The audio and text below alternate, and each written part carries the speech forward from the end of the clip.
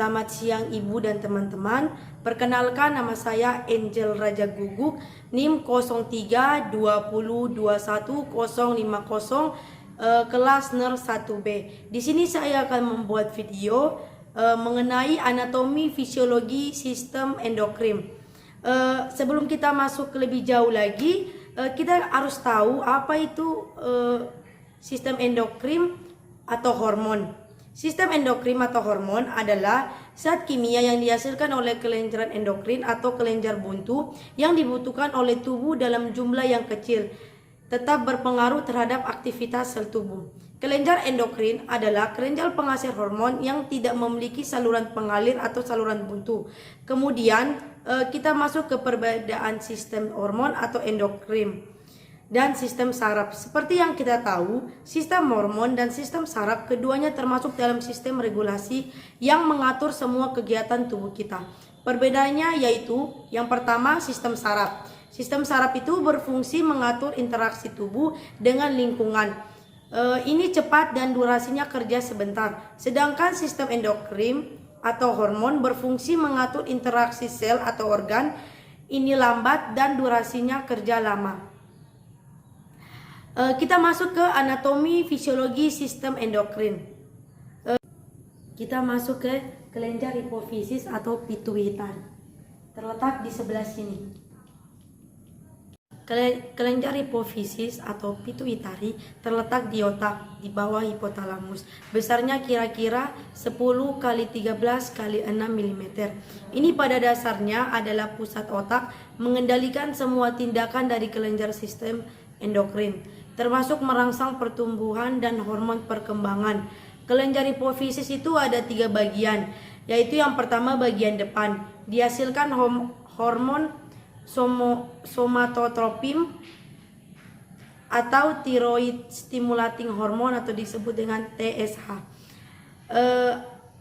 Adrenokotropik, prolaktin, gonadotropin yang terdiri dari pada wanita yaitu hormonnya atau disebut follicle stimulating hormone dan luteinizing hormone. Pada laki-laki yaitu hormon follicle stimulating hormone dan interstitial stimulating hormone. Yang kedua, bagian tengah atau disebut dengan lobus intermedia menghasilkan hormon melanotropin. Bagian belakang atau posterior menghasilkan hormon oksitosin dan hormon ADH atau antidiuretik hormon. Selanjutnya ada kelenjar pineal, terletak di sebelah sini. Kelenjar pineal disebut conarium, epiphysis, klebri, organ pineal atau kelenjar endokrin, ditemukan pada vertebrata yang merupakan sumber melatonin. Pada manusia dewasa, panjangnya sekitar 0,8 cm dan beratnya 0,1 gram. Selanjutnya ada kelenjar tiroid. Letak gambarnya di sebelah sini. Kelenjar tiroid terletak di dalam leher bagian bawah, melekat pada tulang laring sebelah kanan depan trakea dan melekat pada dinding laring. Menghasilkan hormon triodotironin, tiroksin, kalsitonin. Fungsi hormon tiroksin, trioditironin adalah mengontrol metabolisme dan suhu tubuh, sedangkan fungsi hormon kalsitonin adalah mengurangi kadar kalsium dalam darah. Selanjutnya ada kelenjar paratiroid. Terletak gambarnya di sebelah sini.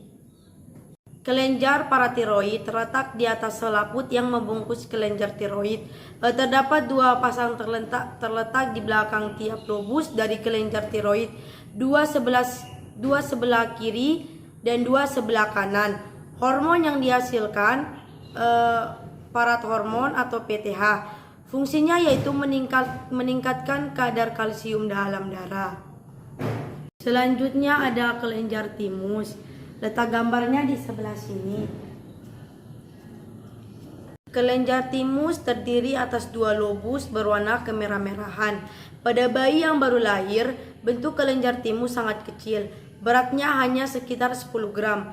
Kemudian, ukurannya akan bertambah besar pada masa remaja atau pubertas, menjadi sekitar 30 sampai 40 gram. Namun, setelah dewasa kelenjar timus akan berangsur-angsur menyusut. Hormon yang disekresikan oleh kelenjar timus yaitu yang pertama ada timopoietin dan timulin. Berfungsi kedua hormon ini berperan dalam proses perubahan sel T menjadi sel-sel spesifik. Yang kedua timosin berfungsi menguatkan respons imun dengan menstimulasi pembentukan sel. Selanjutnya ada kelenjar adrenal atau disebut dengan anak ginjal. Letak gambarnya di sebelah sini. Kelenjar adrenal atau kelenjar anak ginjal terdapat pada bagian atas ginjal. Beratnya kira-kira 5-9 gram dan berjumlah 2 sesuai dengan jumlah ginjal. Ada terletak di sebelah, satu di sini dan satunya juga di sini. Dibagi menjadi dua, yaitu yang pertama ada korteks. Hormon yang dihasilkan aldosteron berfungsi mengatur tingkat tekanan darah dan keseimbangan cairan dalam darah. Dan kortisol berfungsi meningkatkan kadar glukosa darah. Dan androgen berfungsi mengatur hormon seks pada pria. Yang kedua ada medula. Hormon yang dihasilkan adrenalin dan noradrenalin berfungsi untuk merespon kondisi stres fisik atau mental. Selanjutnya ada kelenjar pankreas, terletak di sebelah sini. Kelenjar pankreas terletak di dekat kepala duodenum. Hormon yang dihasilkan insulin dan glukagon. Fungsinya, insulin mengubah glukosa menjadi glikogen, sedangkan glukagon mengubah glikogen menjadi glukosa. Selanjutnya kita masuk ke kelenjar gonad. Ini ya teman-teman, gambarnya terletak di sebelah sini. Kelenjar gonad ini terbagi menjadi dua. Pada pria testis dan pada wanita ovarium. Kelenjar gonad yaitu kelenjar yang menghasilkan hormon reproduksi. Pada wanita, kelenjar ovarium hormon yang dihasilkan estrogen dan progesteron. Hormon-hormon ini memberikan kontribusi pada siklus menstruasi. Pada laki-laki, kelenjar testis, hormon yang dihasilkan testosteron. Hormon testosteron ini berperan dalam perubahan fisik pada laki-laki atau seperti pembentukan suara, jakun, dan lain-lain, dan berperan dalam sistem reproduksi untuk spermatogenis.